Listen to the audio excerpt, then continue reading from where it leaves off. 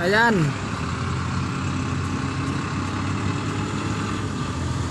Ayan o.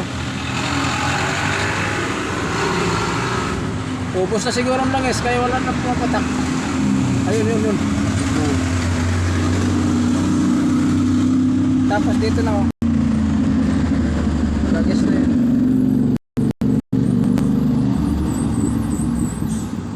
Langis na yan. Ayan na yan. Doon o.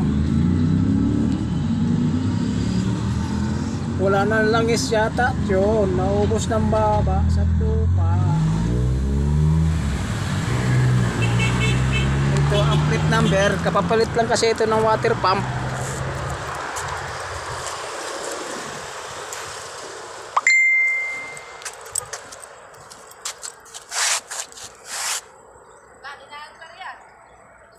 Naubos na ang langis.